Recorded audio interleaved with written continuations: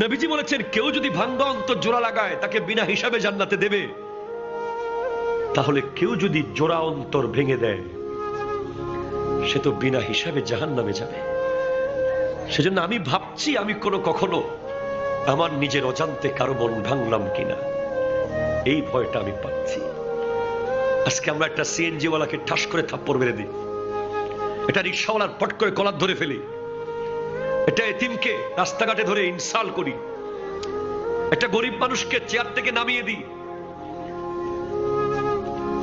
একটা ফকিরকে অপমান করি, অপদস্থ করে কথা বলি, কোরবানির দিন গোশতের টুকরো একটু বেশি দিতে হবে বলে দরজা বন্ধ করে দিই। কত অন্তর আমরা ভেঙে দিই, কতজনকে মায়ের বুক থেকে আজ চলে যেতে বাধ্য করেছি আমরা, কতজন শখের ব্যবসা প্রতিষ্ঠান ধ্বংস হয়ে গেছে, এখনো হয়েছে, তখনও হয়েছে, যখনই হয়েছে। যেখানেই যার অন্তর ভেঙেছেন, অন্তর ভাঙা এটা অনেক কঠিন একটা ভয়ঙ্কর গুনাহের কাজ, বিনা হিসাবে জাহান্নামে চলে যাবেন। অথচ একজন এতিমের মাথায় যদি আপনি হাত বুলিয়ে দেন, তার অন্তরটা আপনি জোড়া লাগিয়ে দিয়েছেন। একজন ফকিরকে যদি আপনি সামর্থ্য না থাকে বলেন বাবা, সিনার সাথে জড়িয়ে ধরে বলেন বাবা আমার কাছে তো আর নাই, ইনশাআল্লাহ আরেকদিন আপনাকে দেব। কোরবানির দিন আপনি গরুর গোশত দেওয়ার সময় সম্মান করে দেন। কোরবানির দিন আপনার বাড়িতে যে গরুর গোশতের জন্য আসে সে ফকির নয়, এটা তার হক। যাকাত দেওয়ার সময় আপনি তাকে সেলুট করে করে যাকাত দেন, যাকাত এটা দান নয়, এটা তার হক। কথা বলেন না ঠিক না? মেজবানের টেবিলে শুট বুট আর নুক দেখলে গোশতের বাটি বাড়াই ফেললেন, আর গরিবদের জন্য ডালও থাকলো না, এটার নাম ইসলাম নয়। হযরত আম্মা জান আয়েশা সিদ্দিকা রাদিয়াল্লাহু তাআলা আনহাকে আমার নবী ইরশাদ করছেন মেরাজ থেকে এসে, সাল ইয়া আয়েশা, আয়েশা আজকে তোমার যা ইচ্ছা আমার কাছে চাও, আমি দিয়ে দেব। আমি আজকে অনেক খুশি, তুমি যা চাইবা তা দেব। হযরত আয়েশা সিদ্দিকা রাদিয়াল্লাহু তাআলা আনহা বলছেন, লানা শামসুন ওয়ালিল আফাকি শামসুন ওয়া শামসু খায়রু মিশ শামসিস সামাই। আমার কাছে একটা সূর্য আছে, আকাশে একটা সূর্য আছে, আমার সূর্য হলেন আপনি নবী। আমার সূর্যটা আকাশের সূর্যের চেয়ে আরো দামি, আমি আর কি চাইতে পারি? না আয়েশা তুমি আজকে চাও, আমি দেব। তখন শেষ পর্যন্ত উনি বললেন তাহলে আমি একটু পরামর্শ করবো কারো কাছে, কারণ আমি যদি ভুলভাল কিছু চেয়ে ফেলি। তখন হযরত আয়েশা সিদ্দিকা গেলেন সিদ্দিক আকবরের কাছে পরামর্শ করতে। দেখেন নারীদের শিক্ষা, আমাদের মা বোনের অনেক সিদ্ধান্ত নিয়ে নেয় চট করে নিজে নিজে। পরামর্শ যদি নেন সব সময় ভালো কিছু হবে, বিজ্ঞ মানুষের পরামর্শ নেবেন। গেলেন সিদ্দিক আকবরকে কি বলে, আব্বা নবীজি বলেছেন আজকে যা চাইবো তা দেবে, আমি কি চাইতে পারি?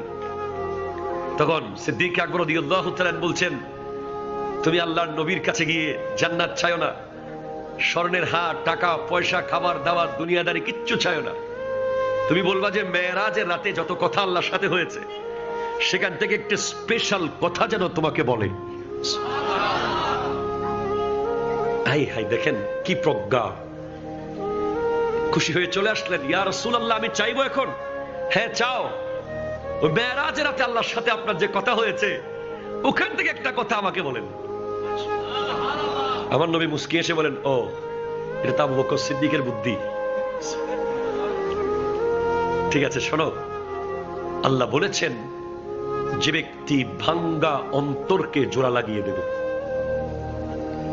যে ব্যক্তি ভাঙ্গা অন্তরকে জোড়া লাগিয়ে দেবে, যে ব্যক্তি ভাঙ্গা অন্তরকে জোড়া লাগিয়ে দেবে সে বিনা হিসাবে জান্নাতে চলে যাবে।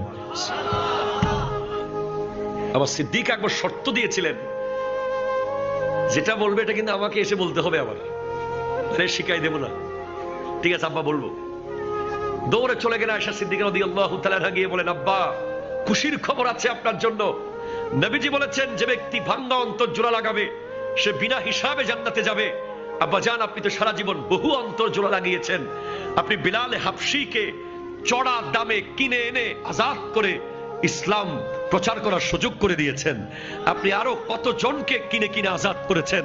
আপনি ইসলামের প্রথম যুগে 40,000 দিরহামের মালিক ছিলেন, আপনি শেষ পর্যন্ত ফকির হয়ে গেছেন, সব ইসলামের জন্য দিয়ে দিয়েছেন। কত অন্তর আপনি জোড়া লাগিয়েছেন। আপনার দাওয়াতে কত বড় বড় জলিলুল কদর সাহাবারা ইসলাম কবুল করেছে। বাবা, আপনার জন্য সুখবর। সিদ্দিক আকবর এই কথা শুনে হাসার কথা ছিল, কিন্তু উনি অজরে কান্না করছেন। দাড়ি মুবারক ভিজে যাচ্ছে কাঁদতে কাঁদতে। আব্বা, আপনি কাঁদেন কেন? এটা তো খুশির কথা। বলে, মারে আমি কাঁদি, তুমি তো মুদ্রার এই পিঠ দেখেছো, এই পিঠ দেখো নাই। নবীজি বলেছেন, কেউ যদি ভাঙ্গা অন্তর জোড়া লাগায় তাকে বিনা হিসাবে জান্নাতে দেবে। তাহলে কেউ যদি জোড়া অন্তর ভেঙে দেয় সে তো বিনা হিসাবে জাহান্নামে যাবে। সেজন্য আমি ভাবছি আমি কখনো আমার নিজের অজান্তে কারো মন ভাঙলাম কিনা, এই ভয়টা আমি পাচ্ছি।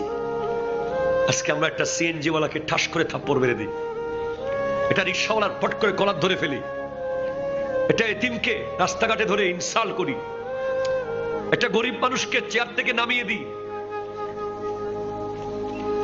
একটা ফকিরকে অপমান করি, অপদস্থ করে কথা বলি। কোরবানির দিন গোশতের টুকরো একটু বেশি দিতে হবে বলে দরজা বন্ধ করে দিই। কত অন্তর আমরা ভেঙে দিই। কতজনকে মায়ের বুক থেকে আজ চলে যেতে বাধ্য করেছি আমরা। কতজন শখের ব্যবসা প্রতিষ্ঠান ধ্বংস হয়ে গেছে। এখনো হয়েছে, তখনও হয়েছে, যখনই হয়েছে। যেখানেই যার অন্তর ভেঙেছেন, অন্তর ভাঙা এটা অনেক কঠিন একটা ভয়ঙ্কর গুনাহের কাজ। বিনা হিসাবে জাহান্নামে চলে যাবেন। অথচ একজন এতিমের মাথায় যদি আপনি হাত বুলিয়ে দেন, তার অন্তরটা আপনি জোড়া লাগিয়ে দিয়েছেন। একজন ফকিরকে যদি আপনি সামর্থ্য না থাকে বলেন, বাবা, সিনার সাথে জড়িয়ে ধরে বলেন, বাবা আমার কাছে তো আর নাই, ইনশাল্লাহ আরেকদিন আপনাকে দেব। কোরবানির দিন আপনি গরুর গোশত দেওয়ার সময় সম্মান করে দেন। কোরবানির দিন আপনার বাড়িতে যে গরুর গোশতের জন্য আসে সে ফকির নয়, এটা তার হক। যাকাত দেওয়ার সময় আপনি তাকে সেলুট করে করে যাকাত দেন। যাকাত এটা দান নয়, এটা তার হক। কথা বলেন না ঠিক না? মেজবানের টেবিলে শুট বুট আর নোট দেখলে গোশতের বাটি বাড়াই ফেললেন, আর গরিবদের জন্য ডালও থাকলো না, এটার নাম ইসলাম নয়। কবর যারা কুড়ে তাদেরকে ড্রয়িং রুমে বসতে দেন নাই কোনোদিন। জানাজার নামাজে আসার টাইম পায় না, তাদেরকে এনে দাওয়াত খাওয়াচ্ছেন, এটার নাম ইসলাম নয়। ঠিক কিনা কথা বলেন? আচ্ছা, জোরে বলেন সুবহানাল্লাহ।